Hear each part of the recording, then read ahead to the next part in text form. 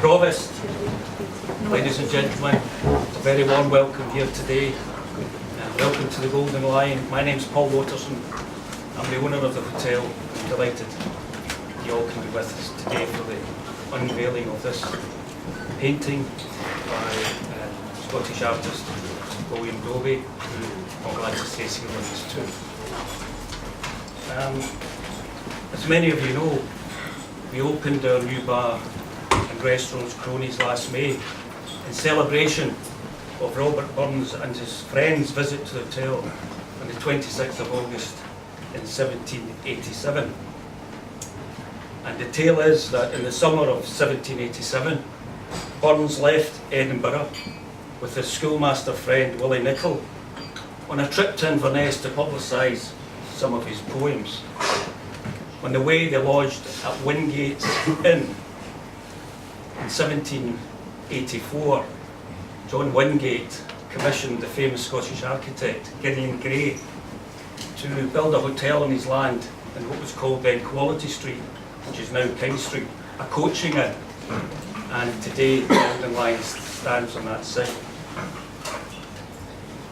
During his visit, Burns, as most people do, strolled up Quality Street to the castle and was outraged to find this iconic building in disrepair, the ancient hall in which parliaments would occasionally be held under the Scottish kings was dilapidated.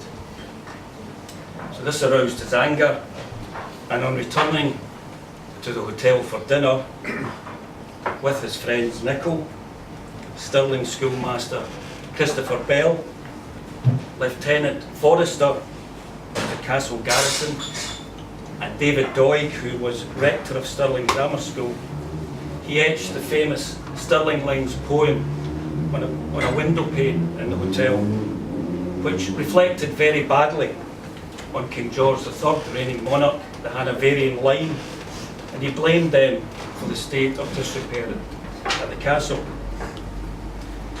The Stirling Lines soon became notorious, and the poem remained in here to be seen and read by every visitor of the time. It's got to be remembered that Burns was a rock star in his time. The paparazzi were chasing him about. There was no Twitter, there was no Facebook. So many people wrote about the poem and many travellers wrote about it. And the line's popularity grew, and so of course did the scandal. Burns was eventually forced to return to the hotel that October to break the glass in order to avoid prosecution for sedition. And he also changed the lines, and if you look at the door there, we have the original Stirling Lines and the new verse on the other side, which was not as bad towards the king and the Hanoverians. When we decided to renovate this bar, we looked out for a piece of Burns memorabilia that would be the centrepiece of Cronies, and something that people coming to Stirling and our customers would be interested in. Alas, we couldn't find anything, so sitting there one day, I said to myself, well, we should do it ourselves. We should get something a bit special. And I think we've got to thank Scottish artist William Dobie for his efforts in this, and I think we have achieved something special. So appropriately, today is Rabbie's birthday, and with thanks again to the artist, we unveil this celebration of the Bard's and his cronies' visit to this space in 1787. So I'll ask the Provost to say a few words and then we'll have the unveil. Thank you, Paul.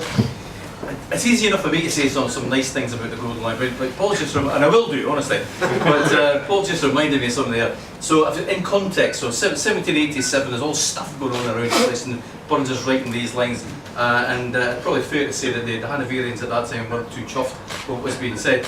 So wind the clock back to 1746, and my favourite piece in the Stirling archive is a letter. So apologies to those of you who've heard the story before, but I love it. 1746, January 2nd, and there's a piece of paper in the archive, no bigger than this, and it's a handwritten note from Bonnie Prince Charlie, and it's addressed to the Provost and the Bailies of the Borough of Stirling. And basically it starts off by saying, me and the boys are outside the walls, and we've had nothing to eat, we've got no supplies here, we're running short of stocks, ammunition, everything else, and we're coming in. And if there's any nonsense, this is what's going to happen.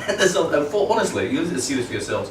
There's a list of atrocities that are about to be visited upon the people of Stirling if they don't do as they're told, which was an interesting piece in itself. However, the really interesting stuff comes a couple of weeks after that. So, needless to say, the Provost and the Bailies, very sensible people at the time, actually do the decent thing and let them in. And they didn't make a mess of their place, so it worked.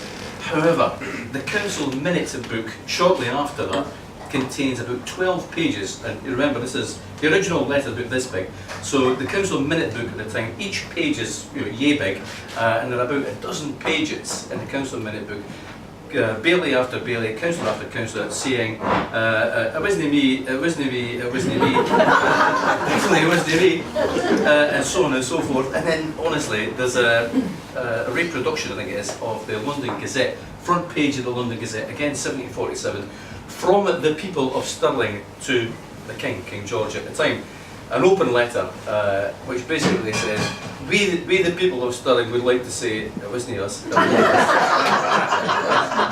So interestingly, just a few years later, here's Burns doing the dirty up the stairs. Fabulous stuff. I'm clearly biased. I've lived in this area for over 30 years now, and I've frequented this place, and I've been part of the getting, what's that line, the famous line in Thomas Shannon? Getting food and Uncle Happy several times in here myself, and last May I think it was, Paul, when we opened the piece next door, superb extension to the place, and we've heard nothing but good comments from the people ever since. So as I said at the start, it's easy enough for me to say good things about the Golden Lion and the work that Paul and his staff have done, but coincidentally yesterday I received this email. It's just completely out of the blue. And I've checked it out with the person who's written it, and I said to them I'm going to read it out, so I'm going to read it out for you. So it starts, Dear Provost, my husband and I have been attending a cancer support group at the Golden Lion. The group is run by Macmillan nurse specialists from Fort Valley Royal, one-to-one service. We meet at the hotel every 2 months, and the meeting is usually held on the last Thursday afternoon of the month. It's an excellent group attended by many cancer patients and their carers. This is a good bit. We would like to let you know what a wonderful job the Golden Lion are doing for us. They provide us with a meeting room which is private and comfortable. Teas, coffees, cakes are beautifully served to us. And I'll miss it the next bit because it's commercially sensitive. The staff, both mature and young, are fantastic. They are attentive in a quiet and understanding way. We would like to raise awareness of the excellent job this lovely local hotel is doing for the benefit of people in the community. And she goes on to ask me if there's some way the council could recognise the important contribution the Golden Lion is making in helping to provide support for people with cancer and their carers, which we will do. So I thought, rather than me speaking the words, it's good to hear from other people who've used the service and what they think of the place. So, without further ado, and thanks to the lady who wrote this, it is in fact, I've lost her name for goodness sake.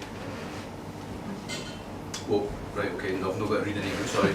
It's written by a nice person, obviously, who lives around the area. So well done to Paul and all the staff in the Golden Lion. Without further ado, it's my great pleasure and privilege to be able to unveil this superb painting. Now, we did rehearse this earlier on, folks. There it goes.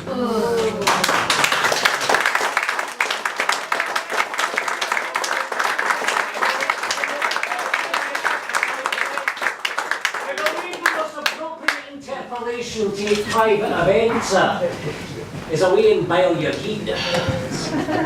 Good afternoon, Scruff. Hello, villains. I promised. Some of you may be aware of my reputation in this town. For those of you who aren't, a few words of introduction. Hello, My name is Master Jock Rankin, staff man of Stirling, official torturer, hangman and enforcer, so watch yourself. I don't like the look of you, just have it.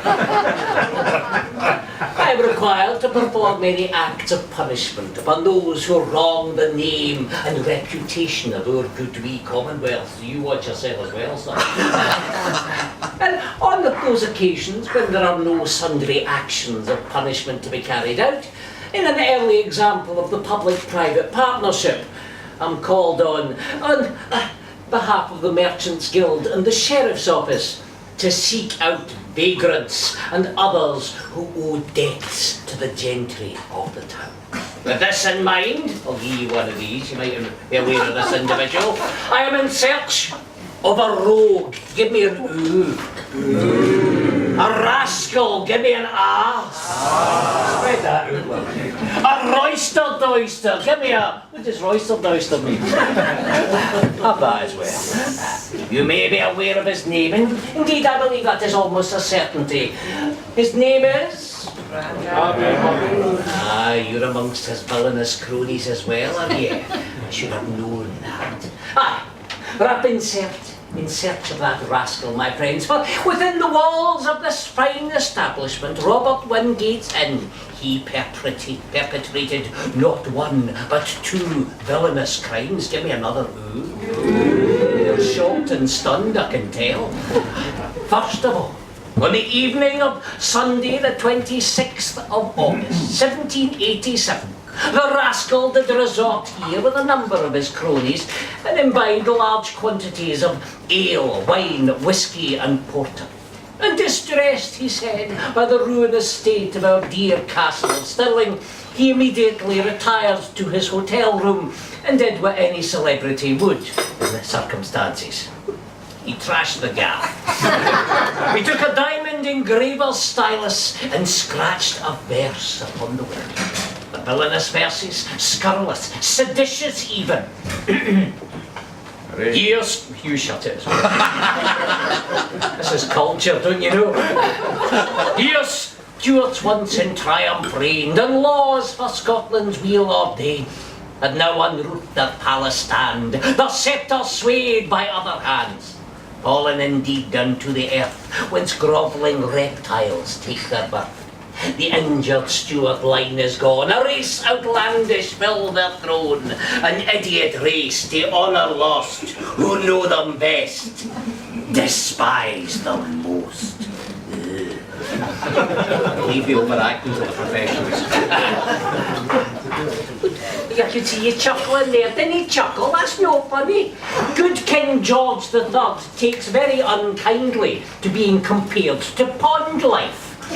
Then, of course, having been reminded of the consequences of his action, i.e. his wee poetic noggin possibly being severed from its neck, he came back here 2 months later and chipped the windy with his riding crop. Then had the temerity, this is ridiculous here, he had the temerity not to pay his bill. Give me another ooh.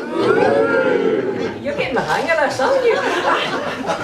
It's ridiculous, it's outrageous. He's a traducer, he's a seducer, he's a joker, a toker, quite possibly a midnight smoker.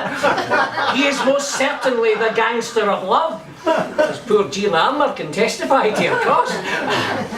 But of course, I've been sent here to reclaim that debt. And I was told that Rabbie, aka Bob the Bard, or Rob the Knob, was going to be in here for some kind of birthday celebration, no doubt meeting up with his cronies. So where is he? Hey, Beardy, where? Come on. Captain Birdseye, where's he now?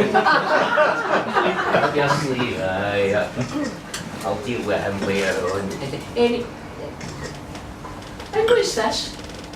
Oh, come on. Did you put that there? Wasn't me.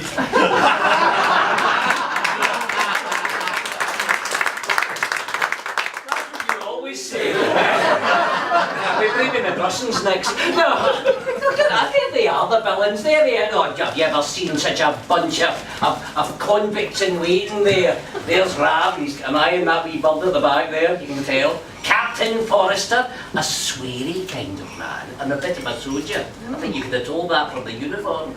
Mr. Bell, oh, he was famed for his remarkable singing voice.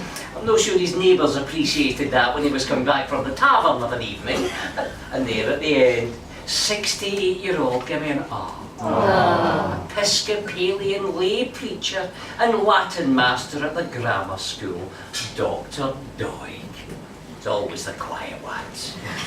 And worst of all, standing there at the side, Willie Nicol, and his crime, he came from Edinburgh. Disgraceful. Oh, this completely changes matters, completely. I'm no longer interested in claiming a debt. Whoever put this here is celebrating Master Burns and therefore compounding a felony. Who's responsible? Come on. He looks vaguely responsible. Aye. Can you tell me then, sir, one very good reason why I shouldn't resort to the general calling of my profession, take you to the Market Cross in Broad Street and nail you with a lug or some other suitable appendage to the trod? Are you seeking to pervert the course of justice and bribe a civic dignitary? Because that's it. That's a time-honoured Scottish political tradition. About yourself. Carry on. I'm going to remind.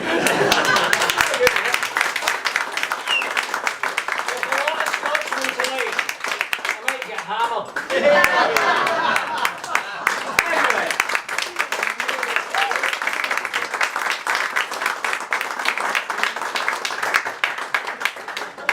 Well, thanks to Jock very much. And that concludes the formal part of the festivities. You're welcome to photographs and spread the word about the painting. Hopefully it'll add something to the tourist experience when people come and can talk to them about why it's there and Burns visit. So thanks very much indeed for coming along.